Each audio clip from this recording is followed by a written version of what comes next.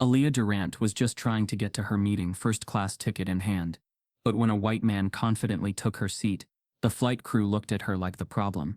Moments later, the plane was grounded, but not for the reasons you'd think. She was a CEO at 30, but now they're trying to erase her for speaking up. What happens when the truth is inconvenient, and the victim doesn't stay silent? Before we deep dive into this interesting story, subscribe to our channel, and tell us where are you watching from. Share in the comments below. As the CEO settles into her seat, the white passenger plunks down confidently, and everything changes. The soft echo of heels across the jet bridge mirrored her quiet confidence.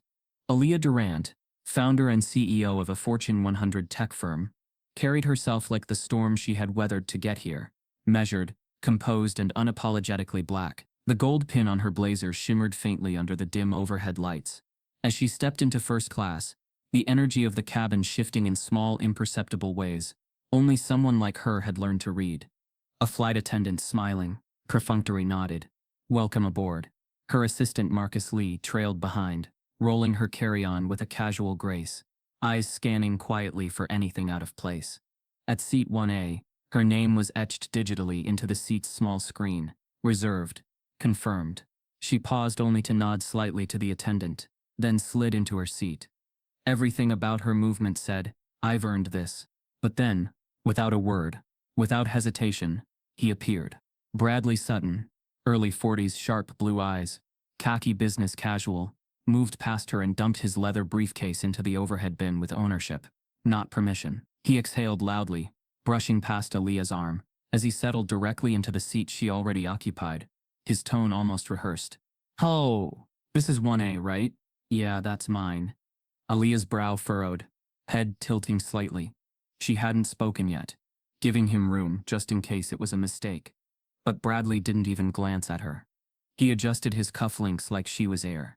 She cleared her throat lightly. "I believe this is my seat." He gave a half laugh, eyes flicking toward her without warmth. "Well, I booked this months ago. You might want to double check."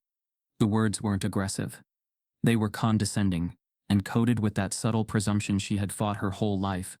This idea that someone like him couldn't possibly be wrong, and someone like her couldn't possibly belong. Marcus leaned in, voice low. "Her name's on the ticket." "Confirmed." Bradley raised an eyebrow. "I'm sure it's just a mix-up. I mean, they bump people all the time. But not first class," Aaliyah said, evenly. "And certainly not the seat I paid for." Other passengers began to glance over. Curiosity piqued.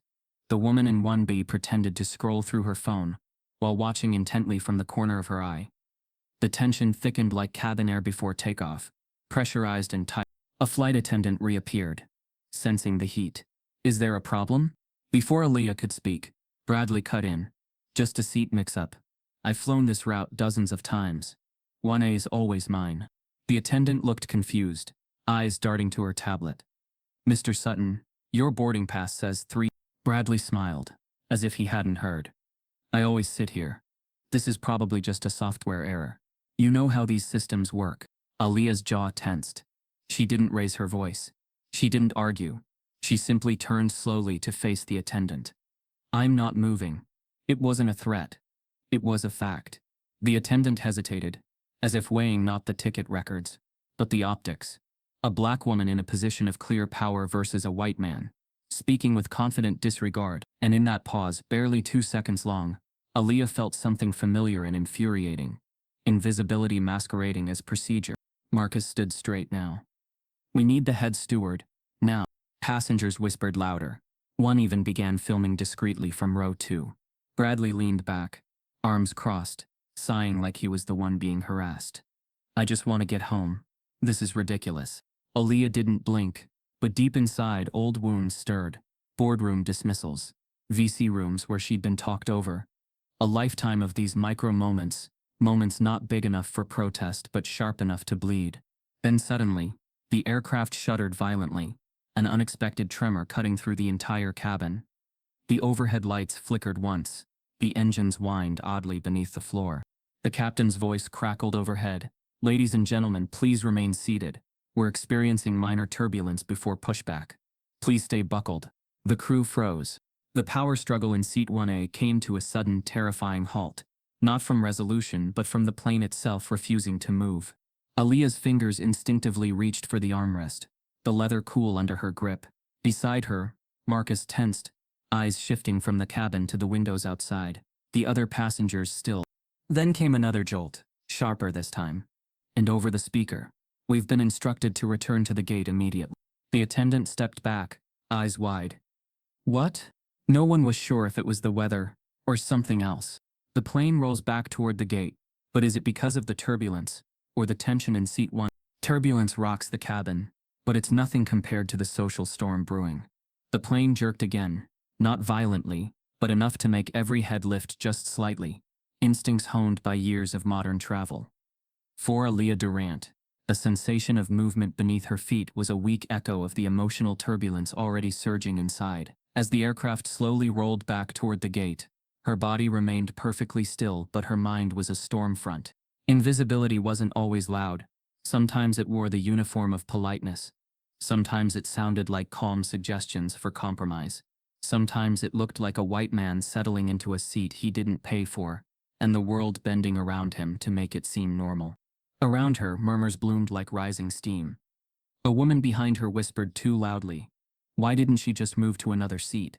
A man a few rows back chuckled quietly. Always a fuss. Even without names, Aaliyah knew who she was in their stories. The disruption, the drama, the inconvenience. She could feel Marcus watching her, waiting to see if she would crack.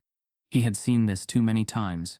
Hotel clerks mistaking her for staff, board members calling her Miss instead of Ms. Durant, security guards tailing her at high-end stores. And now in the artificial quiet of this cabin, another insult wore a seatbelt and khakis. Bradley Sutton sat back in the seat he had stolen with smug ease, thumbing through his phone like he was checking email, like he hadn't just violated someone's space with the arrogance of someone who knew the rules bent for him. Aaliyah didn't speak. She didn't need to. Her silence was louder than any protest. One of the flight attendants, Jenna, her name tag read, approached again, her smile more strained than before. "Ma'am," she said, voice wrapped in artificial warmth, "we're going to sort this out once we're back at the gate." Aaliyah's lips parted slightly. "I don't need it sorted. I need it corrected." There was no anger in her tone, just a clarity that made Jenna flinch. It was the kind of response that didn't scream, but still left a mark. Marcus leaned forward, his voice gentle but clear. "This could have been avoided if your team had enforced the seat assignments from the start." Jenna's eyes darted to the cabin camera, then back to Marcus. "Sir, please lower your voice." Bradley chuckled from the seat. "You people are always looking for something to complain about." Time stopped. "You people." It wasn't yelled. It wasn't even emphasized. It was said with such casual venom, like it had slipped out from a hidden drawer he didn't bother locking anymore. A few passengers turned their heads sharply. Jenna's mouth opened, then closed. No one said a word. Marcus's jaw tensed, but he stayed rooted in place. Aaliyah finally turned her full gaze toward Bradley. Her eyes weren't angry, they were surgical. "You think you're invisible, that people like you can do this, say this, and no one will call it by its name, but you're not unseen, you're just unchallenged." Bradley laughed like he didn't hear her, but his fingers tightened on his phone. Suddenly the captain's voice broke through overhead. "Ladies and gentlemen, due to a conflict on board, and for the safety of all passengers, we've been instructed to return to the gate." The cabin exploded with soft groans, eye rolls, mutters, but Aaliyah noticed something else. A flicker of panic on Jenna's face. A rush of movement from the flight attendants toward the cockpit. Something was wrong, not just inconvenience wrong. Bigger. Then came the second announcement. Less polished, more urgent. "We ask that all passengers remain seated upon arrival. Law enforcement will be boarding the aircraft once we are parked." A hush fell like a curtain. Jenna walked briskly down the aisle, not looking at anyone. Another attendant whispered into her earpiece. Marcus looked to Aaliyah. "Law enforcement." Aaliyah blinked slowly. The pieces clicked in her mind. This wasn't just turbulence. This was escalation. Beside her, Bradley shifted for the first time, his confidence dimming just slightly. "They're not coming for me," he said, not asking, stating, as if the very idea was laughable. But Aaliyah saw the smallest flicker of uncertainty behind his eyes.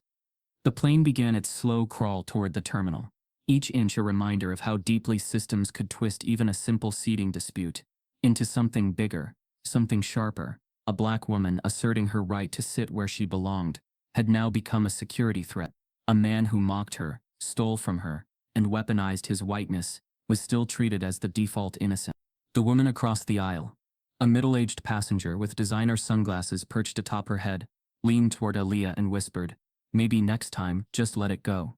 Aaliyah didn't flinch. She only turned her head slightly, voice velvet and steel. And how many next times did it take before Rosa didn't stand up either? The woman recoiled, speechless. The descent slowed. The seatbelt sign remained on. And somewhere beyond the windows, the blinking lights of airport police began to appear. But then, unexpectedly, a third announcement buzzed in. One not from the pilot, but from the airline's operations control. "This is Delta Operations. Please be advised, due to a passenger altercation, the plane will remain at the gate until further notice. Federal marshals will also be involved. All passengers must remain seated." "Federal marshals?" Marcus whispered. "Wait, federal?" Even Aaliyah's breath caught for half a second. This wasn't standard protocol. Something had shifted beyond their control. And then an attendant approached Aaliyah's row with a paper in hand. "Ms. Durant, we need to speak with you. And your assistant. Now." As Aaliyah prepares to stand, every phone in first class buzzes with the same breaking news alert. Delta flight grounded over security threat. Witness claims aggressive passenger refused to comply, but the photo is of a late. Airline staff panic as police storm the jet, and the white passenger walks away scot-free. The moment the plane stopped at the gate, the cabin door remained sealed, but the tension cracked open like a fault line. Aaliyah Durant felt the silence stretch unnaturally, as if the aircraft were holding its breath. First class was no longer just a section. It had become a stage. Outside the window, flashing red and blue lights danced across the tarmac. A black SUV had pulled up near the jet bridge, an unusual sight for a standard seating dispute. But nothing about this was standard anymore. Jenna returned, this time flanked by a male attendant who looked freshly briefed and quietly unsettled. Their smiles were gone. Their hands fidgeted. The professional script that once held this flight together was now discarded, torn by the weight of bias and fear. "We need you to remain calm," Jenna said to Aaliyah, though her eyes never met hers fully. "Law enforcement will board in just a moment." Aaliyah gave no response, only lifted her chin slightly, the posture of someone long familiar with being misread, misnamed and misrepresented. A sudden click. The cabin door opened with a hiss, and two uniformed officers entered briskly, followed by a third in plainclothes, with a TSA badge clipped to his collar. Their presence sucked the air out of the room. Passengers craned their necks, phones discreetly tilted upward again. Bradley Sutton was the first to speak. "Officers," he called out, standing slowly like a man ready to receive vindication. "I'm the one who reported the issue." She was threatening, loud, wouldn't let the flight take off. He gestured loosely toward Aaliyah without looking at her, like she was part of the furniture. Aaliyah's eyebrows lifted, but she remained seated. No threat, no movement, no raised voice, just presence. That was the danger. One officer turned to Jenna. "Is this the passenger in question?" Before she could respond, Bradley stepped in again. She refused to move, kept escalating. "I told her I was just trying to sit in peace, but she made it about race." That was the dagger. She made it about race. The officer's stance stiffened, eyes narrowing on Aaliyah like a file had just been opened on her existence. Jenna nodded faintly. There was a misunderstanding, and it created a delay. A delay, Aaliyah echoed, more to herself than anyone else. Not a disturbance, not aggression, a delay. The officers ignored her tone. The plainclothes TSA agent spoke next. "Ma'am, we're going to need to ask you a few questions. Can you step off the aircraft with us?" Bradley exhaled in exaggerated relief, as if the threat had been neutralized. Marcus stood. "If she goes, I go. She did nothing wrong." The officer raised a hand. "Sir, stay in your seat, unless you're involved." "She's my employer and my client," Marcus replied calmly. "I'm very involved." But the officer wasn't listening. His eyes remained on Aaliyah, and behind him Bradley casually grabbed his carry-on and began sliding it from the overhead bin. Unbothered, unchallenged. "Wait," Aaliyah said, her voice cutting through the stale air. "Why isn't he being asked questions?" The officers paused. One of them gave a practiced smile. He voluntarily offered a statement and agreed to deboard. "Voluntarily?" Marcus snapped. He's the reason we're here. But it was too late. Bradley was already halfway down the aisle, escorted by no one, cuffed by nothing, consequences left untouched. A white man walking away from the chaos he created. Once again, Aaliyah stood slowly. Her legs were steady, but her heart was hammering with something deeper than fear. Disgust, betrayal, clarity. She had known this moment before, in boardrooms where her ideas were stolen, in news articles that misquoted her into silence, in promotions delayed without reason. But seeing it unfold again in public, on camera, with uniforms involved, felt like being forced to replay a nightmare with no escape clause. As she exited the row, a woman in coach muttered loudly enough to hear, "Bet she's one of those activists." The officers escorted Aaliyah into the jet bridge, not handcuffed, but surrounded. It was enough. Behind her, Marcus stayed close, his jaw clenched so tight the muscles twitched beneath his skin. But Aaliyah's focus was on the blur of voices, over the radios. She caught fragments, female, not cooperating, claiming discrimination. "Keep it quiet, we've got cameras on us." They weren't handling a situation, they were protecting an image. Outside the aircraft, a Delta supervisor was waiting. She was tall, Latina, with sharp eyes, and a clipboard clutched tightly in one hand. Her badge read Samantha Ortega, Corporate PR Oversight. She stepped forward with a syrupy smile. "Ms. Durant, so sorry for the confusion. We're just trying to get to the bottom of things. If you wouldn't mind stepping into the lounge for a brief chat off the tarmac." Aaliyah didn't move. "Has Bradley Sutton been detained?" Samantha blinked. "Sir Sutton, he's cooperating and speaking with our gate agents." Sir Sutton, the unearned honorific hung in the air like smoke. "I'd like to speak to your regional director," Aaliyah said. "Ma'am," Samantha said quietly, "we're trying to avoid escalation. The press has already pinged us about the incident. Let's just handle this quietly." There it was. Not justice, not truth, just quiet. Always the priority. Marcus began recording. Samantha noticed and tensed. "There's no need for that." "There's every need for that," he interrupted. Suddenly a burst of laughter exploded from the jet bridge. One of the flight attendants, likely thinking she was far enough away. Aaliyah turned just in time to hear her whisper to the male attendant walking beside her, "If we push back too hard, she'll make a scene. You know how they are. Not that woman. Not Ms. Durant. Just they." Aaliyah locked eyes with Marcus, rage bubbling under control, because now it wasn't just about her seat, it was about proving that every word, every bias, every whisper of racism would be exposed. And she knew exactly how to start. Ground crew looked to Bradley for direction, because he's white. Outside the aircraft, under the artificial glare of floodlights, the chaos had taken on a calm that was far more disturbing than shouting ever could be. Ground operations were in full motion, but not in any way that felt orderly. The Delta Gate agents, tarmac crew, TSA liaisons, and airport police shifted around like actors missing their cue, each waiting for someone else to speak first. And that someone was Bradley. Bradley Sutton, sleeves now rolled up, stood comfortably near the airline podium, talking with two supervisors and a gate agent as if he were part of the operations team. One of the crew members even handed him a water bottle. He took it, casually nodded thanks, and pointed at something on a clipboard like he had the right. Aaliyah Durant stood just 15 feet away from him, and not a single person offered her water. She remained near the glass partition inside the terminal lounge, Marcus beside her like a wall. No one had asked her to sit. No one had asked if she needed anything. She was a shadow in her own crisis. Bradley's voice rose in soft clarity as he spoke to the lead agent. "I just want to ensure the other passengers aren't delayed because of her reaction." Her. Not her name. Not her humanity. Marcus shifted beside Aaliyah, watching the exchange with growing disbelief. "He's not even pretending anymore," he muttered. Aaliyah didn't respond. Her silence had turned from restraint to strategy. Just behind the glass, Samantha Ortega hovered in the background with her PR clipboard, furiously texting while darting glances toward Aaliyah like she was tracking a live bomb. Every few seconds, she would walk toward someone, whisper, then retreat. It was a scramble, not a solution. What hurt more than the obvious bias was the theater of inclusion. At every turn, Aaliyah was being seen, but not regarded, spoken around, but not to. She was technically present, but functionally erased. It wasn't just what they said, it was what they didn't say. Two new airport staff arrived, a white man and a black woman in safety vests. As they approached the scene, the white man headed straight for Bradley, hand extended, smile already formed. The black woman looked toward Aaliyah, paused, then was redirected by a quick nudge from a manager. She never reached Aaliyah's side. Marcus noticed. His voice dropped low. They're using her to make it look like balance.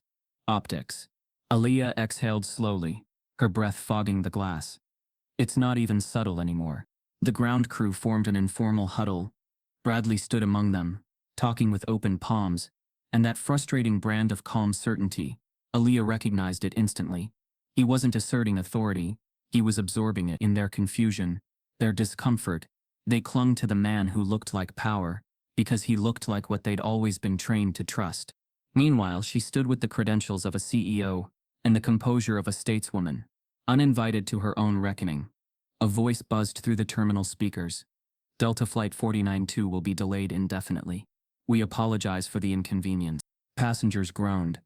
Some of them glanced toward the glass, where Aaliyah stood like a villain in a display case. One older man sneered under his breath. She should have just sat down and shut up. She heard it. Of course she did. The humiliation wasn't loud. It was cumulative. The waiting. The isolation. The glances that asked what she did. Never what she endured. And still, no one came to ask her what had happened.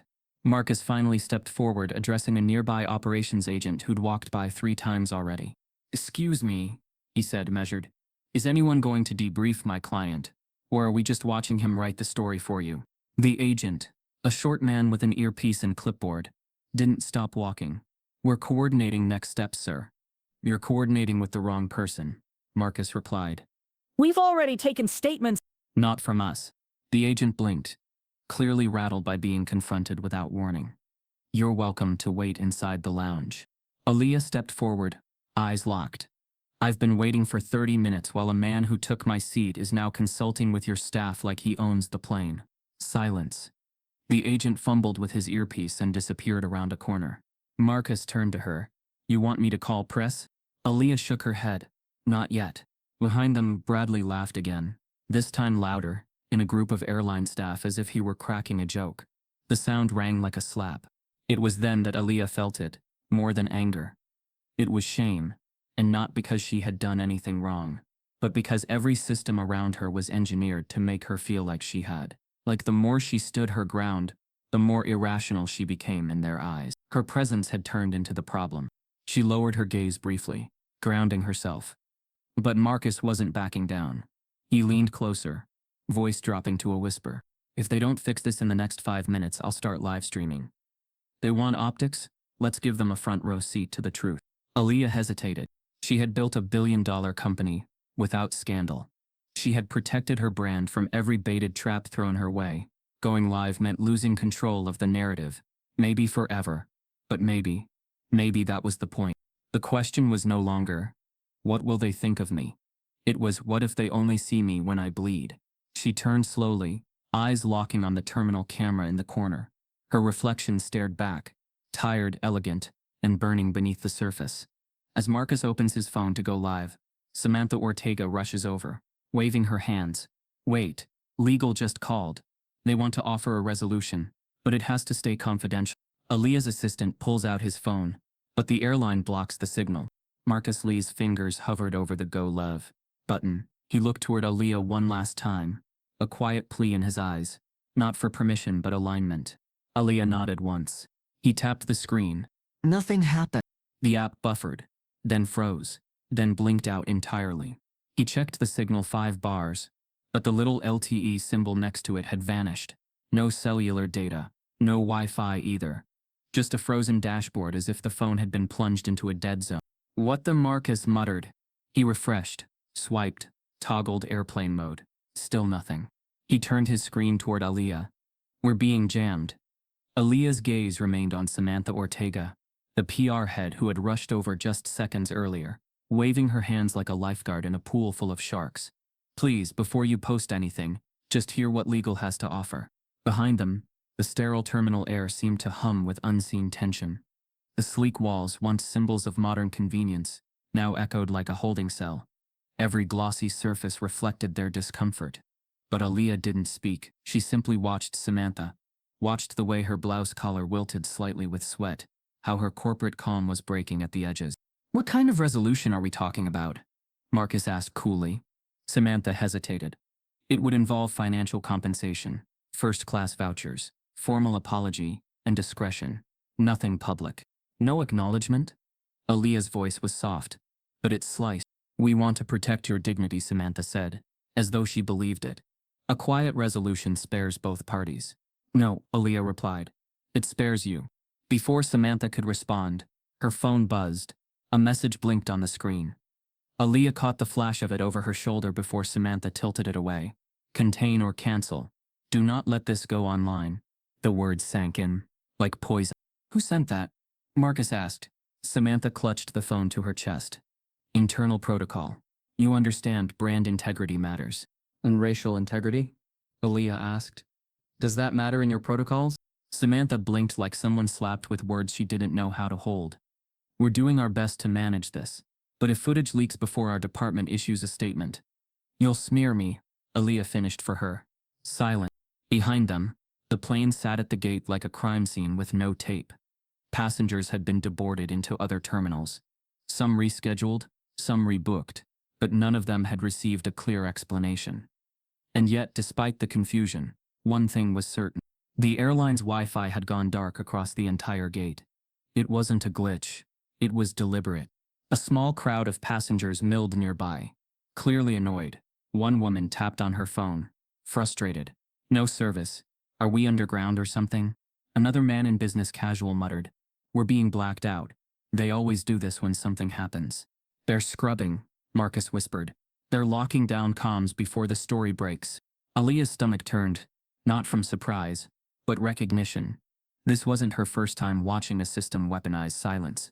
But it was the first time she saw it done so efficiently, and so casual. Samantha pulled out a sleek envelope and extended it with both hands. Please. This includes a written apology from our VP of Customer Experience, an upgraded membership status, a non-disclosure agreement, and a settlement figure. If you sign this, we'll begin disciplinary proceedings internally. Quietly, Aaliyah stared at the envelope. It was expensive paper. She could feel its weight from where she stood. Do you know how many women look like me and never even get the envelope? She asked, voice steady. They just get humiliated and erased. Samantha faltered. We're offering you respect. No, you're offering me hush money. Just then, Marcus's phone buzzed faintly, one small notification that slipped through the digital freeze. He looked down. Bradley's trending, he said aloud. Aaliyah turned sharply. Marcus expanded the notification. A screenshot from an anonymous source had leaked, a blurry image of Bradley laughing with a Delta supervisor. The caption read, White man steals black CEO's seat. Delta returns to gate. Guess who walked free? The image had already amassed 45,000 shares on a fringe justice account. They didn't scrub fast enough, Marcus said, half smiling. But Aaliyah wasn't smiling. She knew what came next. When the narrative slipped from corporate hands into the public domain, the backlash began. And sometimes when the wrong hands caught it, so did the blame shift. Samantha's phone lit up again. Another message. She read it, her face blanching. What is it? Marcus asked. She didn't respond. Instead, Samantha slowly turned her phone to show Aaliyah. It was an email, marked internal confidential. Subject external perception plan. From VP, crisis strategy. If Durant doesn't accept NDA, pivot public narrative to claim overreaction. Use flight delay impact as leverage. Begin background checks for media release. Frame her as disruptor, not victim. Push narrative to Tier 3 influencers. Aaliyah stared at it for a long, breathless moment. They weren't negotiating. They were threatening. Samantha looked ill. This wasn't supposed to be visible. Marcus took out his phone again, ready to screenshot. Say cheese. Please don't. Samantha reached out. But Aaliyah stopped her with a single look. Save it. We know what this is now. Samantha's voice cracked. You don't understand the fallout. Aaliyah cut in. You're right.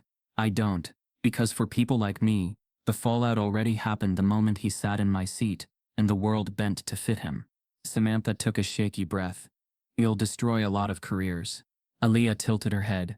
Then maybe those careers were built on my silence. Marcus turned to her, phone steady. We're ready. But Aaliyah paused. Something shifted in her. Not just the anger. It was calculation now. She didn't want vengeance. She wanted evidence. Not just exposure, but impact. Not yet, she said quietly. Marcus lowered his phone slightly. Why not? Because I want every person in that email thread. Every one of them. And once we go public, they'll close ranks. We need more proof. Receipts, trails. Samantha stepped back, visibly shaken. You'll never get that deep. Aaliyah finally smiled. You don't know how deep I go. A moment later, an airport staffer discreetly slips Marcus a folded note from someone in the Delta operations team. It reads only 5 chilling words. They're wiping the surveillance footage. The PR head steps on board, smiling artificially, as Aaliyah confronts institutional racism. The note in Marcus's hand burned hotter than the heat outside the glass windows. They're wiping the surveillance footage. Just 5 words. 5 lethal truths in disguise. Aaliyah read it once, then again, eyes narrowing with surgical focus. But before she could respond, movement caught her attention from the edge of the terminal corridor. Samantha Ortega returned, but not with apologies. This time she was followed by a slim man holding a professional DSLR camera and a small mic clipped to his shirt. He gave a polite nod, his eyes already scanning for angles, light, and framing. Samantha's posture had shifted entirely, no longer the sweating, flustered intermediary. Now she was performing, executing protocol. Her smile was a porcelain mask. We'd like to capture a statement, she said sweetly, as if nothing had happened, like the last hour hadn't been a slow-motion assassination of dignity. For what? Aaliyah asked, unmoved. For clarity. For transparency. So that the airline can demonstrate it's taking this seriously. Marcus smirked. That why you're erasing footage too? Samantha's eyes flickered, but only for a second. I'm not aware of any such action. Aaliyah folded her arms. Convenient. Samantha waved her hand gently, dismissing the tension with fake grace. Let's just reset. The world is watching, and we'd rather the public hear it from you directly than speculate. You deserve to tell your side. We're here to support that. Support. A word used like perfume, sprayed to cover something rotting. The cameraman turned toward Aaliyah. Would you mind stepping back onto the aircraft? Lighting is better inside. Of course it was. She stepped slowly back through the gate and onto the empty plane, Marcus following, silently filming behind his phone. The flight was still docked, engines off, lights slightly dimmed. It looked like a theater set, clean, neutral, detached from what had just happened in its aisles. Samantha positioned herself beside Aaliyah in first class, right in front of the disputed seat. The cameraman lifted his lens, and Samantha began. Today, Delta deeply regrets the experience of one of our valued guests, Ms. Aaliyah Durant. We recognize the importance of inclusivity, fairness, and customer satisfaction. Aaliyah turned. Stop. Samantha blinked. What? Let's not insult the moment. Aaliyah said, voice even, but edged. You're not addressing what happened. You're packaging it. Samantha's smile faltered. I'm trying to be respectful. No, you're trying to be palatable. Silence. The camera stayed trained on them. Aaliyah continued. You're standing on a plane where I was publicly humiliated. A man took my seat, lied to authorities, and walked away while I was surrounded and silenced. And now, you're using my face to soften your brand blowback, without even naming what happened. Samantha's eyes darted to the cameraman, then back to Aaliyah. I'm offering you a chance to speak. No, Aaliyah interrupted. You're offering me a script. The air inside the plane felt heavier, tighter. Marcus stepped closer, phone still recording. Say what you said in that email, Samantha. Say it out loud. Frame her as a disruptor. Push narrative to tier 3 influencers. How does that sound in HD? Samantha paled. You misunderstood. No. Aaliyah said quietly. We understood perfectly. You didn't want justice. You wanted control. The cameraman shifted uncomfortably, lowering his lens slightly. Is this still going to air? Aaliyah looked directly into the camera. You want a statement? She said, lifting her voice an octave. Here's my statement. She turned fully toward the lens. My name is Aaliyah Durant. I am the CEO of a billion-dollar company. I boarded a Delta flight with a confirmed first-class ticket. A white man took my seat. When I asserted my right to it, I was treated as a threat. He was treated as an inconvenience. He walked off. I was surrounded by police. I was offered silence money. And now I'm being filmed on your terms, in your space, under your lens, As if I'm the problem you're trying to solve. Samantha's voice cracked slightly. We're trying to make this right. No, Aaliyah said again. You're trying to contain the damage. She stepped forward. You don't care that I was embarrassed in front of strangers. You don't care that he said you people. You don't care that your crew whispered about me, making a scene. You care about the headlines, about the investors, about trending topics. But you didn't see me. She held up the envelope she still carried. This is what you saw. A payout. A clause. A way to erase my name before it reached the wrong ears. The cameraman, now visibly uneasy, paused the recording. We're just here to do our jobs. Then do it, Marcus said, voice calm but cold. Film the truth. Samantha's phone buzzed again. This time, she turned away to answer, thinking she was out of earshot. But the acoustics of the cabin betrayed her. Aaliyah heard every word. Yeah, no, it's getting out of control. She's not following the optics plan. I know. We can't let this go viral. We just can't.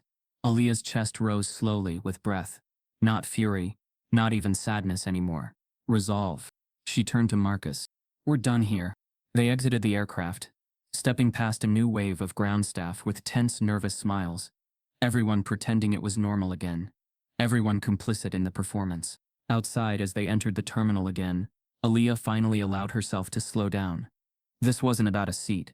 It never had been. It was about how quickly a black woman's reality could be rewritten and sold back to her as charity. As Aaliyah steps back into the lounge, her phone buzzes with a new email from an anonymous source. You don't know me, but I work in Delta compliance. You need to see this document before it disappears forever. Attached internal complaint file subject Bradley Sutton. 3 prior incident. Aaliyah is offered compensation, but only if she signs a non-disclosure. The anonymous email still glowed on Aaliyah's screen as she stood by the lounge window, her fingers motionless on the glass. The subject line was plain, almost bureaucratic. Internal complaint file. Subject Bradley Sutton. 3 prior incidents. No greeting, no signature, just an attachment. Her pulse quickened as she tapped to open it. A scanned document appeared, unevenly cropped, clearly printed and then photographed on the sly. 3 separate complaint entries over a 6-year period, all filed by black or brown passengers, all citing inappropriate language, seat disputes, or entitled behavior toward crew and fellow travelers. 2 were marked resolved.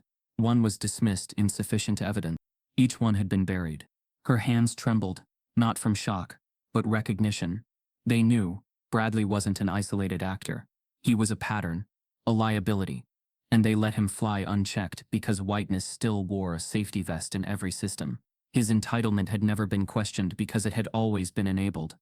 Just as she turned to show Marcus, a slow, deliberate knock echoed on the frosted lounge door. A new man entered, older, crisp suit, calm eyes, authority coiled in every step. Aaliyah Durant, he said, extending a manicured hand. I'm Charles Meeker, Senior Vice President of Delta Legal Affairs. Aaliyah didn't shake it. Marcus stepped forward slightly. We're not signing anything. Charles smiled as if he'd heard it all before. He produced an envelope, not the same one Samantha had offered.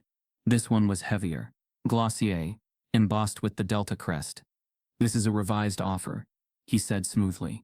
After review from our executive crisis panel, he slid the envelope onto the small table between them, like it was a trophy. 6-figure compensation, he continued. Full reimbursement. Lifetime first-class membership. Public apology from the airline CEO. And removal of the employee involved in the decision to let Bradley Sutton remain seated. And Aaliyah asked, gaze flat. Charles didn't flinch. And a non-disclosure agreement preventing you from discussing the details of this event, or any internal documents, publicly or with media. Standard protocol. Marcus's laugh was low, bitter. So you're cleaning house as long as she keeps her mouth shut. Charles turned to him, unfazed. We're acknowledging a failure, but we also have a duty to the company, its reputation, and shareholders. Virality doesn't equal truth, Mr. Lee. No, Aaliyah said quietly. It doesn't, but silence doesn't either. Charles leaned in. Ms. Durant, I want you to understand. We believe you. But the world doesn't reward nuance. This is a way to walk away with dignity and peace. Peace. A word that often came right before erasure. Aaliyah picked up the envelope slowly. opened it. Inside was a sleek contract, legal precision dressed in corporate concern. Her eyes scanned quickly, stopping at the bullet points. Recipient agrees not to discuss, disclose, or imply misconduct by Delta or its employees. Any violation may result in civil penalties. Signatory waives all claims of bias or racial discrimination in perpetuity. She felt her stomach lurch. Perpetuity? She repeated. Standard legal language. Charles replied smoothly. It protects all parties. Marcus shook his head. It protects you. Aaliyah stepped back. Her breath was shallow now, not from anxiety, but from internal war. Her brain pulsed with calculation. One viral moment could define her, not her accomplishments, not her legacy. This, the angry black woman, it would follow her into boardrooms, IPO meetings, investor decks. They would Google her name and find controversy before innovation. Think, Aaliyah, Marcus said gently. You've worked too hard to burn it all. But maybe that's the problem, she said. I've worked twice as hard, 10 times over, and they still tried to silence me with an upgrade. She looked up at Charles. If I sign this, she said, Bradley walks free. His record stays buried, and every black woman after me gets the same treatment, because no one knows I ever fought back. You'd be compensated, Charles offered. And complicit, she whispered. There was a silence. The kind that bends time. The kind where futures are decided. Charles stood. You don't have to answer now. But this offer expires by end of day. If we don't hear from you, it will be withdrawn. He nodded once and exited the lounge, briefcase clicking behind him like a gavel falling. Aaliyah sat down. The envelope stared back like a mirror. Marcus leaned on the edge of the table. If you take it, I'll understand. She looked up at him, surprised. I'm serious, he said. You don't owe the world your story. You've done more than enough already. You've survived systems designed to crush you. But that's not enough, she said. Not anymore. She folded the contract back into the envelope, stood and crossed the room to a small trash bin in the corner. She hovered for a second, long enough to let herself feel every cost, every consequence. Then she dropped it in. Marcus didn't speak. He didn't need to. The air shifted. Something had been severed. And something new had awakened in its place. Aaliyah walked back toward the door, heels echoing like declarations. As she reached for the handle, her phone buzzed again. Another message from the anonymous compliance insider. He's been protected by more than PR. Sutton's brother sits on the Delta partner board. The paper trail goes deeper than complaints. Do you want it? Aaliyah's fingers hover over the screen. Then she types back 2 words. Send everything. Photos leak. Aaliyah trending. But some portray her as the villain. By the time Aaliyah stepped outside the airport's secured lounge, her face was already on 24 Twitter feeds. Not smiling. Not composed. Caught mid-expression, eyebrows furrowed, mouth slightly parted, a single frame pulled from a passenger's phone as she stood beside the uniformed officers earlier that day. The photo had no context, no caption from her, but it didn't need one. Someone else had already written the narrative. First-class entitlement on full display. Disruptive passenger causes flight to be grounded.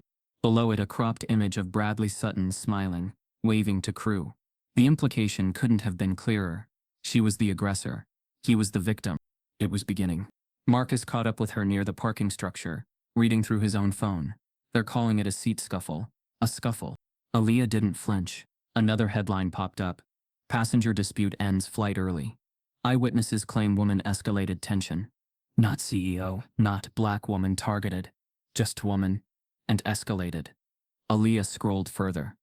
Video clips from the cabin, edited tightly, cut right after Bradley's polite tone, and just before his racial remarks.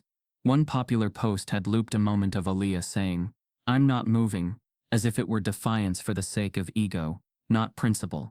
The comments stung worse than the headlines. Another Karen with a power complex. She probably demanded champagne too. Should have flown private if she's that important. So loud and confrontational. Typical. Her skin prickled, not from fear, but from recognition. They weren't reacting to her. They were reacting to the idea of her. A black woman with a spine, a seat she wouldn't surrender, a refusal to shrink. She didn't belong in the victim narrative. Not for them. As Marcus drove her out of the airport, the noise grew. Her name was now a hashtag, Aaliyah Durant. Some used it with anger, others with solidarity. A few neutral reporters just followed the trend. dropping factless headlines into the current like paper boats in a hurricane. At a red light, Marcus turned to her. "You okay?" "No," she said. "But I'm ready." He nodded. "Where to?" She hesitated, then pulled out the anonymous email again. The subject line read Internal Records, Sudden Cover-Up Board Involvement. Attached were screenshots, memos, Slack chats, a travel history file showing that Bradley had been flagged for behavioral concerns, only to be cleared each time by a conflict of interest board member, his own brother, Daniel Sutton, VP of Delta's Strategic Partnerships. The corruption wasn't subtle. It was systemic. "We're going to need a lawyer," Aaliyah said. By nightfall, the coverage had reached major networks. Cable news flashed her photo with overproduced graphics. CEO meltdown at 30,000. Some anchors leaned into curiosity. Others laced their segments with barely hidden judgment. One conservative host declared, "This is what happens when corporate diversity goes too far. You put ego over etiquette." But then something shifted. A tweet went viral from an unexpected source. "Hey, Deshaun Carter ESQ. I've seen this playbook before. Woman asserts herself. System paints her as threat." Aaliyah Durant didn't disrupt the flight. She disrupted the lie. "I'm offering my services, pro bono. Let's get to work." Aaliyah stared at the name. Deshaun Carter. Civil rights powerhouse. Media savvy. Harvard Law. Known for dismantling employment discrimination cases across tech, finance, and public sector spaces. His resume was spotless. His Twitter following massive. His timing precise. Her phone rang moments later. Unknown number. She picked up. "Aaliyah," the voice said, deep and direct. "It's Deshaun. You've got a war on your hands. But you don't have to fight it alone." There was no preamble. No small talk. Just intent. "Why you?" she asked quietly. "Because this isn't about seats anymore," he replied. "It's about visibility. They chose the wrong woman to erase." Aaliyah sat down in her living room. Lights still off. TV still buzzing in the background with coverage that felt more surreal by the minute. "I have documents," she said. "Good," he replied. "I have a team." Within an hour they were in a secure Zoom call. His associate, a young black woman named Janelle, shared her screen, already building a legal timeline. "First, we establish discriminatory treatment. Second, we trace suppression of prior complaints. Third, we expose internal protection of Sutton," Janelle explained. "And we go public?" Aaliyah asked. Deshaun leaned forward. "Only when you're ready. Not them. Not the press. You." It was the first time all day she felt in control.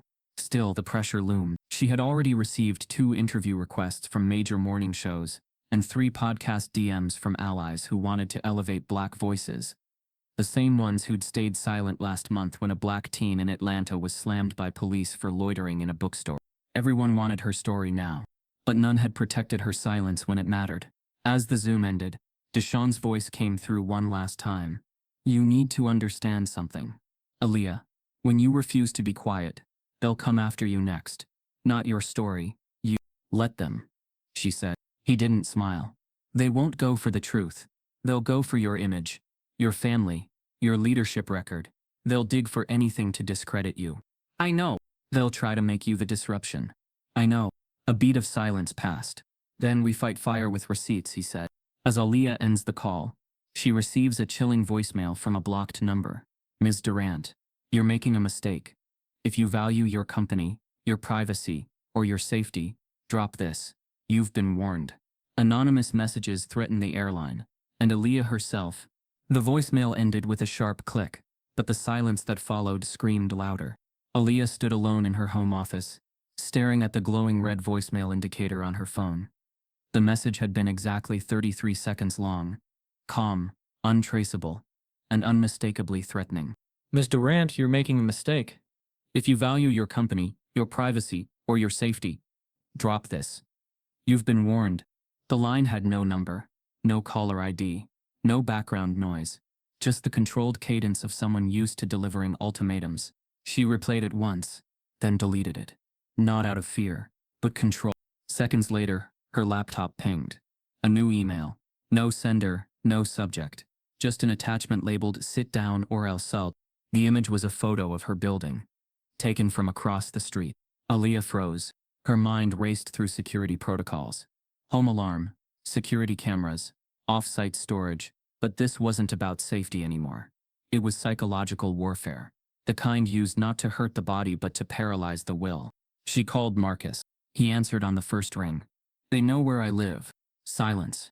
Then, I'm on my way. He hung up without another word. 10 minutes later he was at her door with a duffel bag and a fury that made his shoulders square tighter than usual. They're trying to scare you out of the truth, he said, checking windows, pulling shades. That means we're closer than they want us to be. As they moved to the back room, Aaliyah's inbox began to flood. Messages from blocked accounts, burner addresses, and anonymous Dropboxes. Ungrateful. Playing the race card again? Let it go before someone makes sure you don't fly again. Ever. Hope that seat was worth your life, black bitch. Marcus hovered behind her. Jesus. Each message felt like a new brick stacked on her chest. And still, amid the ugliness, her resolve hardened. Deshawn called moments later. I heard. They've gone nuclear, she said flatly. They always do, he replied. When facts fail, fear becomes the strategy. Aaliyah closed her laptop. I want this to end. But I want it to end, not go quiet. Deshawn's voice dropped. It's going to escalate now. We're exposing something bigger than one seat. We're threatening privilege, control, legacy. The board? She asked. They're panicking. My team intercepted chatter. Their legal department is now reviewing every internal employee communication from the past week. Aaliyah stood slowly and walked to the window. Outside, the street looked peaceful, but it felt staged, as if everything normal had been rehearsed for her benefit. Deshawn continued. You need security, armed if necessary, and off-grid comms. I'll fund it. I'm not leaving my home. You may not have a choice. Aaliyah turned. So this is what accountability looks like now. Threats in the dark? No, Deshawn said. This is what happens when the people who have always gotten away with it realize they might not anymore. A knock interrupted them. Marcus checked the door camera. A delivery man. 2 boxes. No return address. Aaliyah opened the larger one. Inside, a charred Delta uniform shirt, burned at the collar. The message was clear. They didn't just want her silenced. They wanted her intimidated into retreat. But as she looked at the fabric, half ash, half polyester, she remembered something her grandmother used to say. When the fire comes to your door, you can either run from it or light the truth with it. Her fear dissolved, molecule by molecule. She turned to Marcus. I'm going public. He blinked. Are you sure? Yes. But not just a statement. Not just a tweet. Something bigger. Like what? A documentary. A docu-series. Start to finish. Interviews, files, recordings. The whole trail. On camera. I want the world to see the rot. Marcus let out a low breath, equal parts relief and concern.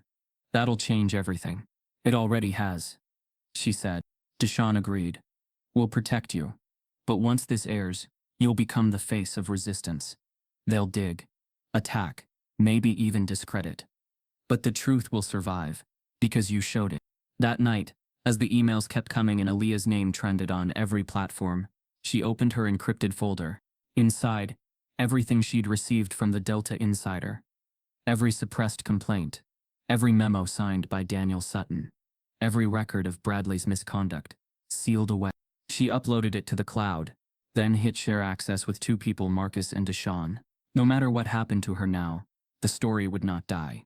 As Aaliyah sends the files, a new email slides into her inbox from an internal whistleblower, with a chilling subject line. He's not just protected, he's connected.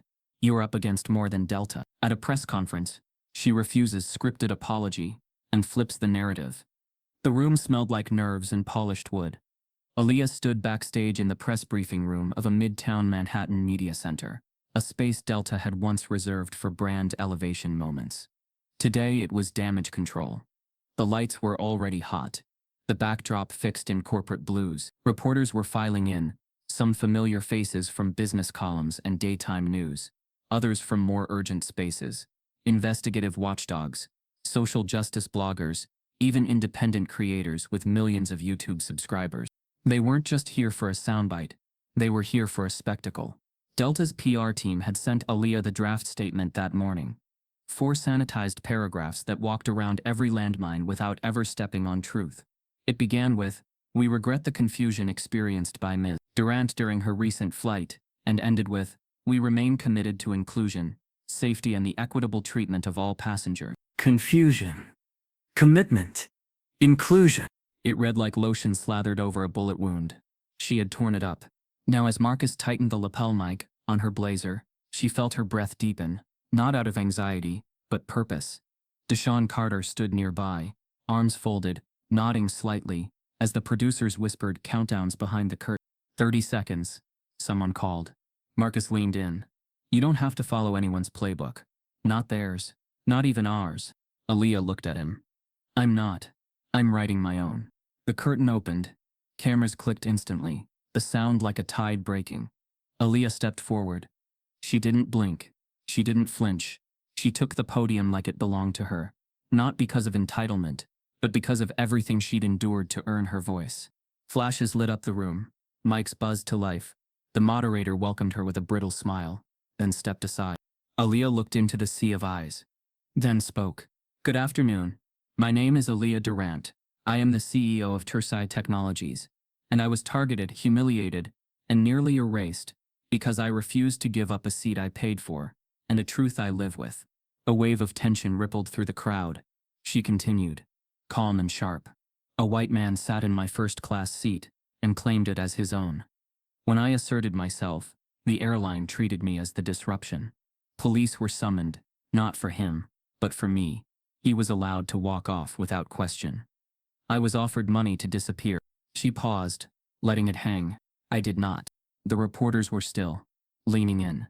I was told by executives, by advisors, even by friends, to settle quietly, to protect my company, to protect my reputation, to protect their comfort. But what about my dignity, my presence, my right to be seen as human? A whisper of agreement stirred the room. Delta Airlines sent me a contract, a non-disclosure, a bribe. In exchange, they wanted my silence. But they failed to understand one thing. You can't buy back someone's voice once they've learned its worth. She held up a document, the very NDA envelope she had tossed days earlier. It was crumpled, torn, and signed by no one. Cameras zoomed in. I am not the first black woman to be disrespected by this industry. I am not the first to be told, don't make a scene. I am not the first to be asked to swallow injustice so someone else can stay comfortable. But I will be the first in this case to say no, publicly, permanently, and with evidence. The moderator moved toward her, possibly to intervene, but Deshaun stood and calmly stepped between them. Aaliyah turned to the screen beside her. Let me show you what they tried to bury. A projector came on. A slide displayed the internal complaint logs against Bradley Sutton, his history, his protected access, the board connection with his brother, suppressed incident reports. One after another, they rolled across the screen like receipts from a decades-long moral bankruptcy. Delta Airlines didn't just make a mistake, she said. They built a culture that prioritizes perception over protection, loyalty over liability, and race-blind policies that only see color when it threatens their status quo. The moderator was now visibly sweating.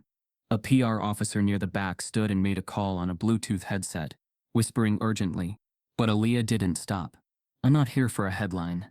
I'm here for every woman who's ever been told her tone was the problem. Every black professional who's ever been questioned at the gate. Every seat that's been taken without apology on planes, in offices, in boardrooms. I'm here because this story isn't mine alone. It's ours. The room broke into applause. Spontaneous, fierce, real. Online, the live stream ticked upward in real time. 20,000 viewers. 30, 50, 100. The comments flooded in. This is what bravery looks like. The world is watching, and she's not blinking. Delta. You picked the wrong black woman. Hashtags exploded. Aaliyah Durant. Seat taken. Truth in first class. Marcus stepped forward with a final file. A signed affidavit from a Delta employee whistleblower, confirming Bradley Sutton's protection by internal leadership. It detailed how even after 3 formal complaints, Sutton was still allowed unrestricted travel, with notes that flagged him as sensitive but influential. The air was electric. And backstage in a private suite above the press room, Delta CEO Miriam Rylance watched the broadcast in stunned silence. Her assistants scrambled around her, shuffling papers, texting board members, feeding her suggested statements. She said nothing, until the screen cut to black and the press room erupted into chaos. Then she leaned forward, elbows on her desk. She didn't blink. She just asked, in a voice so quiet it scared her staff. Crisis or reckoning? In the next room, her assistant receives a second alert. An internal video from a Delta training seminar leaked online. In it, a manager says, laughing, "We don't bump white men in first class. They raise hell. Black women just write blogs." Top-level execs scramble, and one leaks an internal memo. By the time Aaliyah exited the media center, Delta's top floor was on fire. Figuratively, and nearly literally, inside the airline's Atlanta headquarters. Panic dripped from the walls of the executive suite, like condensation. Every desk buzzed with urgent Slack messages, missed calls, flagged emails. A single live feed played on repeat, across 3 monitors. Aaliyah Durant, at the podium, refusing the script, burning the NDA offer in spirit and substance. And worse, behind her, the whistleblower receipts, complaints, audio clips and leaked memos that no PR line could smother. In conference room Delta 1, a dozen top executives huddled in front of a long polished table, legal, finance, HR, branding, customer retention, all summoned an emergency session. Samantha Ortega sat among them, her face pale, her blazer damp at the collar. She looked 10 years older than she had during that flight. The line between her ambition and survival had vanished. "We can't get ahead of this," said Greg Fulton, VP of Public Affairs, slamming his laptop closed. "We are the headline." "The training video went viral 20 minutes ago," added another exec, eyes fixed on a Reddit thread now pushing 500,000 shares. "It's being stitched into TikToks. They're calling it first-class whiteout." The video, leaked anonymously, showed a training room of Delta employees during a session titled De-Escalation Strategies for In-Flight Conflicts. In the footage, a regional manager laughed as he declared, "If a white guy makes a fuss in first class, you bump someone else. They raise hell. Black women just tweet about it." The laughter in the room was loud, complicit, and now, viral. "This is beyond containment," muttered someone from legal. "We're entering criminal exposure." Samantha shifted. "We need to distance leadership from that video immediately." Greg turned sharply. "You trained that manager, Sam. That was your initiative." A beat passed. Samantha swallowed hard. "He went off script." "No. He followed the script that you never wrote down, but lived by." Silent. It was more than blame. It was institutional DNA unraveling. And Samantha was just the first string being pulled. Across the table, Miriam Rylance, CEO, stood watching them all. Arms crossed, mouth unreadable. Her reputation had been built on neutral leadership. She had survived political boycotts, pilot strikes, and pandemic turbulence with poise. But this was something else. This was culture imploding. "We have 2 problems," she finally said, voice cold. "The public thinks we're racists, and internally some of us know we are." No one spoke. Miriam pointed at the boardroom screen. "Durant just forced us into reckoning, and unless we confront it fully, we won't survive the quarter." At that moment, an assistant burst in. He didn't knock. He didn't apologize. He just handed Miriam a printed sheet of paper and said, "It's begun." Miriam scanned it once, then twice. The document was an internal memo, leaked anonymously, stamped confidential, legal privilege. The header read, "Subject: Known Risk Profiles. High Maintenance Passenger List. HMPL." The memo listed names and descriptors of passengers flagged for potential behavioral issues. Bradley Sutton's name was on page 3. Not flagged, highlighted. Next to his name, Board Family. Do not confront in cabin. Avoid escalation. The implications were nuclear. They'd created an elite immunity list. And someone had just made it public. The room erupted.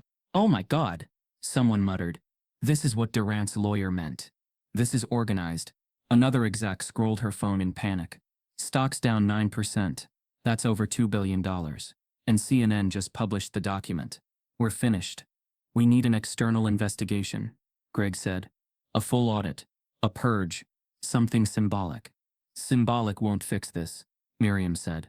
"We either evolve or dissolve." Then her eyes landed on Samantha. "You're the first apology." Samantha paled. "You're scapegoating me." "You're accountable," Miriam said, sharper now. "And you're resigning. Effective immediately." "But your name's in the Slack leaks." Samantha fell silent. The screen flashed again. Breaking. SEC opens inquiry into Delta executive conduct following Durant expose. DOJ monitoring alleged civil rights violations. Chaos.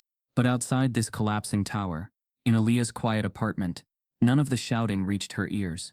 She sat calmly with Marcus and Deshawn in front of a laptop, watching the news pour in like waves over broken levees. Your press conference just reshaped the conversation, Deshawn said. They're scrambling. Aaliyah said nothing. She was still processing it, not the power of it, but the cost. They're coming for themselves now, Marcus said. Eating each other to survive. A new ping lit her phone. It was from a source she hadn't heard from in days. The original Delta compliance officer. The anonymous voice who'd started it all. You should know. Bradley Sutton's travel logs are missing. Someone deleted flight records from the last 5 years. But I kept a backup. And there's something else. Another attachment. A list. 10 names. All female.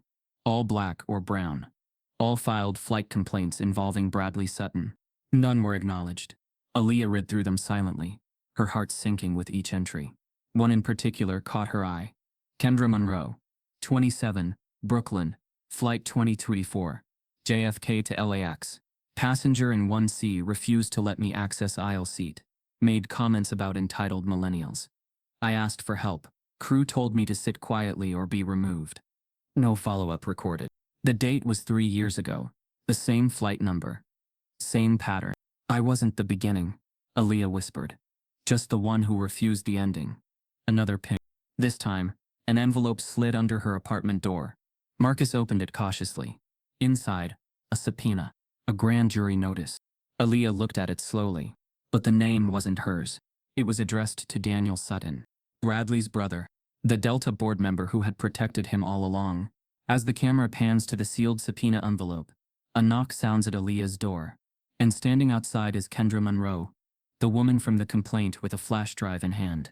I kept the recording, and I'm ready to talk. The grand jury subpoena names Aaliyah. But for defamation. Aaliyah sat frozen, the door slightly ajar behind her, the subpoena still on the counter. But the woman standing in front of her, Kendra Monroe, the same woman buried in Delta's complaint files, held something far more explosive than any court order. A flash drive. I didn't want to go public, Kendra said, her voice tight with years of swallowed fear. But when I saw your story, and how they tried to erase it, I knew I couldn't stay quiet anymore. She placed the drive on Aaliyah's coffee table. It's audio. From the flight. I recorded the crew. I was scared. I never even told anyone I had it. But it proves everything. They ignored me, they blamed me, and they protected him. Aaliyah glanced at Deshawn, who had arrived moments earlier, fresh from a court filing. You're not the only one being targeted now, he said grimly. The board's lawyers just filed a counter-complaint. They're hitting back with a defamation lawsuit. Against you. Silence fell like smoke. They're saying your press conference included false allegations that damaged Delta's reputation and affected investor confidence. They've filed for a preliminary injunction to block your docuseries and public speaking appearances. Marcus slammed a folder shut. They want to muzzle her before she gets traction. No, Deshawn said. They want to make an example of her. Aaliyah stood slowly. Let them. I'm not apologizing for telling the truth. They don't need your apology, Deshawn replied. They need you neutralized. If they can paint you as reckless, unstable, vindictive, they shift the entire racial lens, from injustice to vengeance. The strategy was painfully clear. Delta's PR war room had activated its proxies. Overnight, insider sources had begun feeding select networks counter-narratives. That Aaliyah's accusations were inflammatory. That she had a history of aggressive professional behavior. That her claims had damaged public trust in aviation staff safety. One headline read, "The real risk in first class, when reputation becomes a weapon." Another, even colder, CEO or crusader. Is Aaliyah Durant fighting injustice or fame? She had gone from victim to villain, in less than 48. Marcus was already battling bots and trolls online. Thousands of coordinated comments now painted Aaliyah as a race grifter, a disruption engineer, and worse. And now, the courts. She has truth, Deshawn said. But truth is only half the fight. The other half is optics. And the system was designed to make her truth look like overreach. Still, Aaliyah didn't flinch. We countersue. I already filed, Deshawn nodded. Defamation, retaliation, abuse of corporate power, civil harassment. He opened his briefcase, sliding out affidavits, signed by both Kendra and 2 former Delta employees, who'd quietly come forward. But you need to know, he said, This won't be civil for long. Once discovery opens, they'll subpoena everything. Your emails, your employee records, private conversations. If there's anything they can spin, they will. Aaliyah sat back down, the weight of it settling across her shoulders like fog. Her hands trembled slightly, not from fear of what they'd find, but from the injustice of having to defend her character for surviving something they caused. Kendra reached across the table, gently placing a hand on hers. Whatever happens, I've got your back. Deshawn nodded. And you're not just fighting for yourself anymore. There are 10 other women in that report. Maybe more. Aaliyah looked around the room. Her team, her truth, her threat. Then let them come, she said softly. Because I'm done surviving in silence. 2 days later, the legal showdown began. Both Aaliyah and Delta were served with court-mandated injunctions to preserve all communications, media appearances, and internal files. It was official. Discovery was open. The judge presiding over the case, Honorable Judge Elena Monroe, a black woman known for her unapologetic courtroom demeanor, scheduled a preliminary hearing within the week. Media outlets scrambled. Op-eds exploded. Think pieces dissected every word Aaliyah had spoken. Overnight, law professors debated precedent, while corporate HR teams quietly updated training manuals behind the scenes. The court filing was public. Durant v. Delta Airlines, and Sutton et al. Counterclaim, Delta v. Durant, defamation and disruption of corporate stability. The irony was bitter. Delta claimed it was the one harmed by Aaliyah's voice. In response, Deshawn released a single, elegant statement. When systems built on silence are finally spoken about, they cry defamation. But what they fear isn't the damage, it's the discovery. That line trended for 3 straight days. Still, the war wasn't over. Inside courtrooms and comment threads, the racial narrative was being weaponized again. The same script, rewritten. She's too angry. She's ruining a company. She should have just moved seats. No one asked why Bradley Sutton wasn't on trial, until the next morning. A new development. A leaked email from the Delta legal team surfaced on a journalist feed. It revealed that Sutton's legal team had tried unsuccessfully to keep him off the witness list. Why? Because Bradley Sutton had left the country. The man who started it all, the one who took Aaliyah's seat, sparked the conflict and walked away without question, had flown to Switzerland, citing mental health stress and unjust public scrutiny. He would not be returning to testify voluntarily. The internet exploded again. Aaliyah is here, testifying. Sutton fled. They always run when the truth catches up. The irony wasn't lost on anyone. Not even Judge Monroe, who ordered a special motion to allow international subpoena if necessary. Back at Aaliyah's home, Marcus watched the clip of Sutton boarding a private plane. He caused all of this, and you're the one defending yourself. Aaliyah didn't respond. Her eyes were locked on a notification. The court's ruling had just come in. The judge had made her decision. Discovery would proceed for both parties. Delta's internal documents, Sutton's history, the complaint logs, and Aaliyah's digital life emails, messages, private statements. The battle was now fully public, fully legal. As Aaliyah reads the ruling, her phone buzzes with a cryptic message from an unknown number. They have a mole.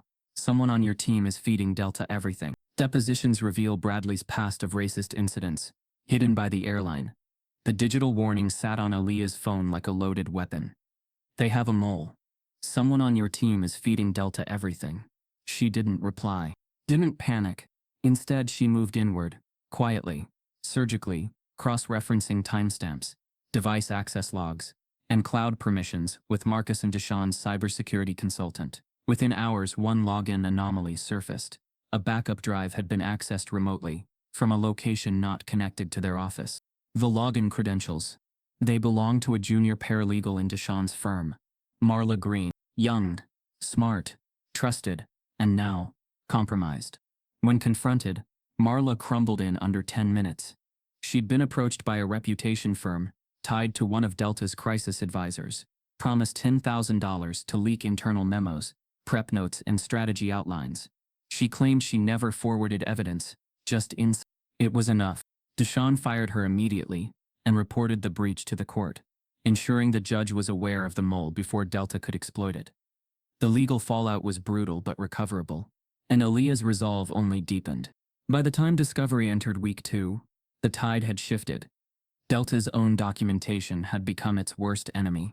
Under oath, a retired HR manager confirmed that 3 separate complaints had been made against Bradley Sutton over a span of 7 years, each dismissed due to insufficient supporting testimony.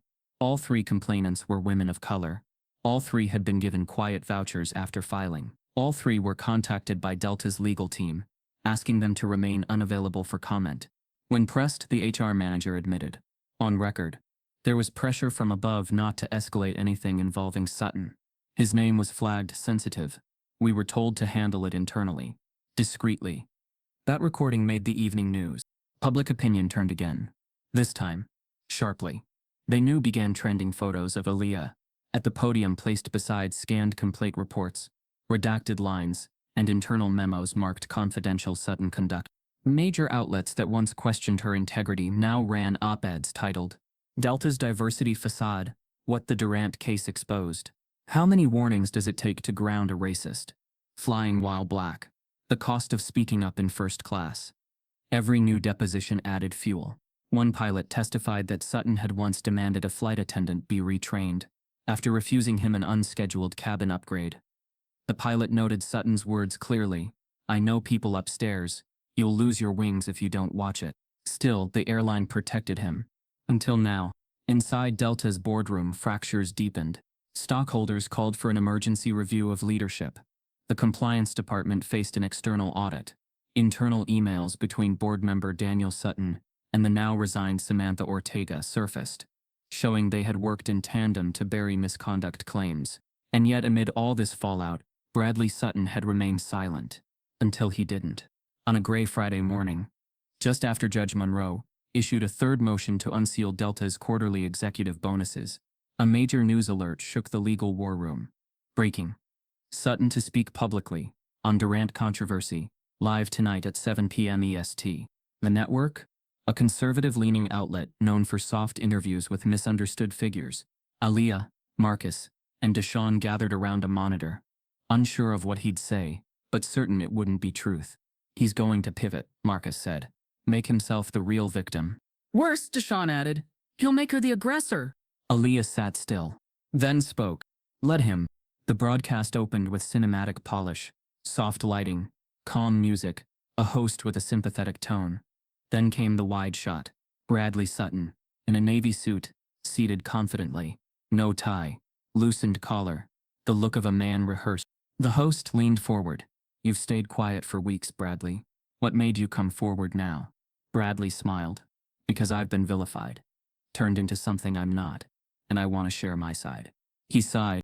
I boarded that flight just trying to get home. I'd flown that route dozens of times. I didn't check my seat. I just sat down. And when I was approached by Miss Durant, I calmly explained that there must have been a mistake. The host nodded. And then, she got aggressive. Loud. I felt threatened. I'm not saying she didn't feel disrespected, but I was never violent, never racist. I was confused. And the airline handled it the best they could. There it was. The subtle victimhood. The linguistic sleight of hand. I felt threatened. She got aggressive. The best they could. Then came the twist. Bradley leaned in. And since then, my family has been harassed. My reputation destroyed. I've had to relocate. I lost my board appointment. I've been branded a racist by people who've never met me. Just because I sat in the wrong seat. He paused. Tears welled up in his eyes. I'm sorry for the misunderstanding. But I'm not sorry for defending my peace. The host patted his arm. You've been very brave. The screen faded to black. The media storm reignited. 2 hours later, Aaliyah's inbox was full of new hate mail. Marcus slammed his laptop shut. It's working. People are eating it up. Deshaun didn't flinch. It won't last. Discovery's just getting started. But Aaliyah said nothing. Because somewhere deep in her, something had shifted. Not just anger, conviction. I want the other women, she said finally. All 10. Everyone he silenced. We're already contacting them, Deshaun replied. 2 are ready to speak. One's overseas, but willing to submit testimony. Good, she said. Because now it's not about defending me. She stood. It's about defending them. As she turns to leave, her phone lights up again, an encrypted message from a new anonymous source. Bradley's not acting alone. There's a second list. Protected passengers. Hidden policies. I have the file. Meet me. Bradley claims he's the real victim, and millions watch him lie. Aaliyah watched the screen from the far side of the studio green room. Her arms folded tight, chin tucked low. Her breathing was even, controlled, but her eyes didn't blink. On air, Bradley Sutton sat across from America's most watched primetime news host, perched like a misunderstood war hero. Sleeves neatly rolled, blazer gone, vulnerability dialed to just the right volume. His hair was slightly tousled. No tie, his tone soft. It wasn't about race, he said gently. It was about misunderstanding. And in this climate, the moment you're white and in conflict, you become the villain. The host leaned in. You've been through a lot. Bradley sighed, then delivered the line he had clearly practiced. I'm not asking for sympathy. I'm just asking to be seen for who I really am, not what the headlines made me. Aaliyah felt the lies slither through the screen like smoke.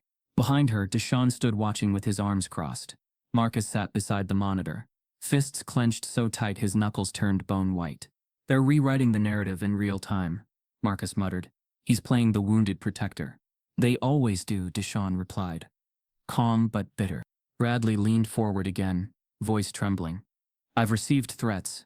My wife had to shut down her social media. We had to pull our kids from school. All because of a seat. A misunderstanding. A moment. The host nodded solemnly. Do you believe Aaliyah Durant had malicious intent? Bradley hesitated. Perfectly timed. I believe she was angry. I believe she felt wronged. And I respect that. But anger has consequences. A pause. And I'm paying for them. Millions were watching. And millions were buying it. In a single broadcast, Bradley had rebranded himself. Not as the privileged white man who weaponized entitlement, but as the sacrificial lamb of a racial reckoning gone too far. He wasn't fighting the system. He was the system, and the victim. Cut the feed, Aaliyah said suddenly. Marcus looked at her. What? Shut it off. He hit the remote. She stood, walked to the full-length mirror in the green room, adjusted her collar, and smoothed her hair. The movement was quiet, unshakable. Deshaun stepped beside her. This'll get worse if you stay quiet. I know. They're painting you as the overcorrecting crusader. The angry face of too much progress. I know. Then pivot. She turned to face him. Live? Deshaun nodded.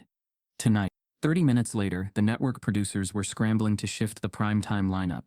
Aaliyah Durant had agreed to go live on a rival network with zero pre-interview, no question screening, and full editorial control. The moment was unprecedented, unscripted, unapologetic, and dangerous. When the cameras rolled, the studio fell into hush. Aaliyah sat calmly at the edge of the chair, eyes locked on the anchor. She wore the same sharp navy blazer from her last public appearance, but her expression had changed. No armor, just truth. The host began, voice carefully neutral. Ms. Durant, thank you for joining us. As you know, Bradley Sutton appeared earlier this evening. Aaliyah raised a hand gently. No preamble. No segue. Let's just begin with the part where he lied. The host blinked, surprised but motioned for the feed to zoom. Aaliyah continued. Bradley Sutton did not misunderstand. He did not mistake his seat. He did not act in ignorance. He sat in my seat and smirked when confronted. He used language, you people, that's been coded violence for generations. And he walked off that plane untouched because systems were built to move around men like him. She let it breathe.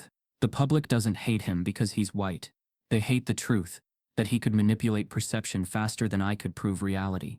The host cleared her throat. You've been accused of escalating the incident. I've been accused of existing where I wasn't expected. That's all it takes. She paused. Bradley Sutton has a history. Your viewers don't know that yet.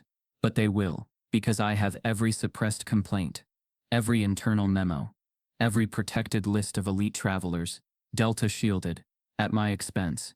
And I'm not the only one. She turned to the camera. You've seen him cry. Now hear us. A clip began rolling. A carefully edited sequence of the 10 women who had been silenced, now speaking out. One by one, each with their own story, tone, dignity, each recalling a flight, a moment, a dismissal that mirrored Aaliyah's down to the detail. Then came Kendra Monroe's audio file. In the background of a past flight, Bradley's voice could be heard clearly. This is my row. She can wait. The clip ended with a Delta employee saying, Let it go, miss, or you'll be removed. When the feed returned to Aaliyah, her hands were clasped in her lap. Her eyes glistened, but she didn't blink. I didn't ask for fame. I didn't want to fight. But when you're forced into a war for your dignity, silence becomes surrender. Social media lit up mid-broadcast. Believe black women. Delta exposed. We are Aaliyah. The broadcast hit a record 7.4 million live viewers. Within an hour, every major outlet ran headlines, not about Sutton's tears, but Aaliyah's truth. Durant dismantles narrative, one story at a time. From villain to victor, Aaliyah's voice becomes national movement. And then another bomb dropped. That same night, Miriam Rylance, Delta's embattled CEO, released a surprise video statement from her office. No makeup, no polish, just her and the camera. I am resigning, effective immediately. She took a breath. For years I led this company under the belief that silence was neutrality, that containment was peace. I now realize that silence was complicity, and containment was a lie. She looked down. There is one more file, a sealed record. It was marked Sensitive Personnel Archive. It pertains to a former executive who died while under internal investigation. His file, buried for years, contains patterns of abuse, racial bias, and payout agreements to multiple victims. She looked up, and that executive was Bradley Sutton's uncle. Gasps rang through the internet. The pattern didn't start with Bradley. It was built for him. Aaliyah sat still in the green room, staring at the screen. The dead man's file had a name. The movement had a face. And her story was no longer just hers. As the broadcast fades out, Marcus's phone buzzes. He turns to Aaliyah, stunned. The White House just called. They want you to join the National Task Force on Aviation Equity and testify before Congress. Airline agrees to reform, but only under public pressure. The press conference announcing Delta's systemic overhaul wasn't held at their polished headquarters in Atlanta.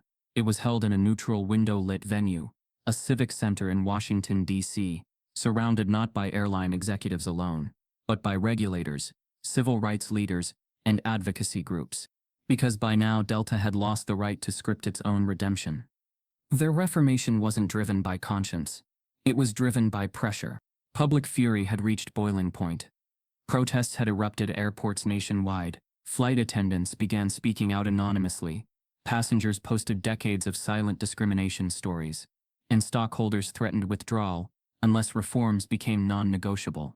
That morning, Delta's interim CEO stood stiffly behind a podium.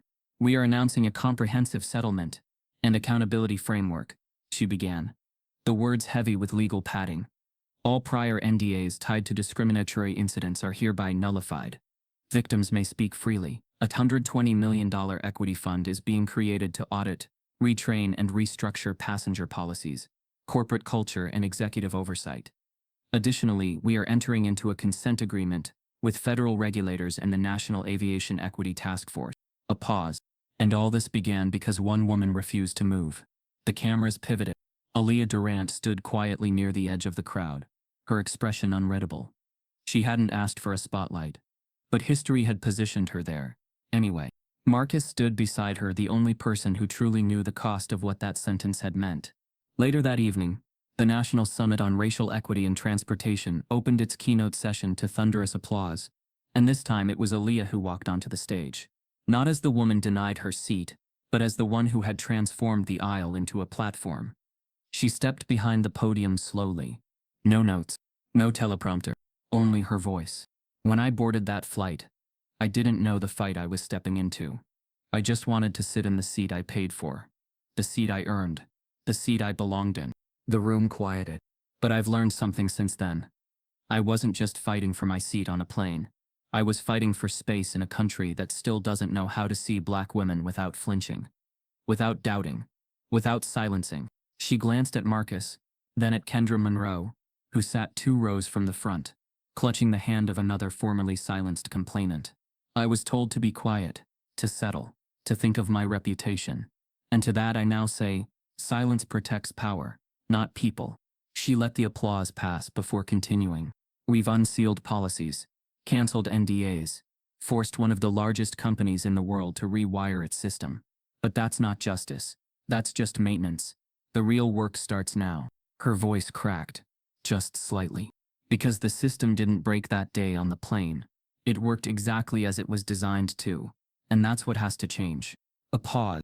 This isn't about Delta anymore. This is about every space where power disguises itself as procedure. Every room where equity is considered optional. Every seat that was never meant to hold us. A standing ovation followed. Some cried. Marcus did. He wiped a tear, blinking it away with a half smile. She did it, he whispered. In the weeks that followed, the impact continued to unfold like slow-breaking waves. Airlines nationwide began auditing complaint handling systems. A bipartisan Senate bill, co-sponsored for the first time in years, proposed new federal protections for airline passengers facing discrimination. Legacy carriers reevaluated loyalty programs and revised elite access tiers. But most revolutionary of all, Aaliyah's final move. She declined every corporate offer. Every board seat dangled like a reward.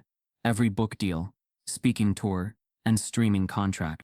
Instead, she announced the launch of a nonprofit. Systemic Equity in Aviation and Travel. It wouldn't just support victims. It would train staff, fund passenger legal defense, and archive discriminatory patterns using real-time data submissions from travelers worldwide. The foundation launched with private backing, national visibility, and credibility money couldn't buy. At the opening ceremony, held in a modest office near DC's Metro District, Aaliyah stood in front of a sleek black and gold logo shaped like a plane wing folded into a justice scale. "I don't want to be remembered for fighting for a seat," she said. "I want to be remembered for making room for others." The walls of the office bore a quiet reminder, framed elegant and simple. She was just trying to get home. Late one evening, as Aaliyah worked quietly in her new office reviewing testimonies from airline staff, ready to speak out, Marcus knocked gently and stepped in. He carried a slim envelope, handwritten. "No return address. Came in the mail," he said. "No stamps, no signature." Aaliyah opened it cautiously. Inside, a folded card. Only 5 words were written, in careful penmanship. "This isn't over. Not yet." A business card fell out from behind it, embossed in silver. It read, "Global Transport Oversight Commission, International Civil Equity Division, Brussels, Belgium." No name, no title, but scrawled in ink on the back, "We've been watching. We need your voice." She looked at Marcus, stunned. He raised an eyebrow. "You going global now?" She stared out the window, night bleeding across the skyline. Her fight on that plane had been about one seat. But what if the whole airspace was broken? Aaliyah holds the card, silent. In the distance, a plane climbs through the night sky, and this time she's not just boarding it, she might be changing it. If this made you feel something good, because what happened to Aaliyah isn't rare. It's just rarely exposed. We tell the stories they hope you forget. The next one is already unfolding, and you won't believe who they're coming for next. Stay locked in. This fight's bigger than one seat.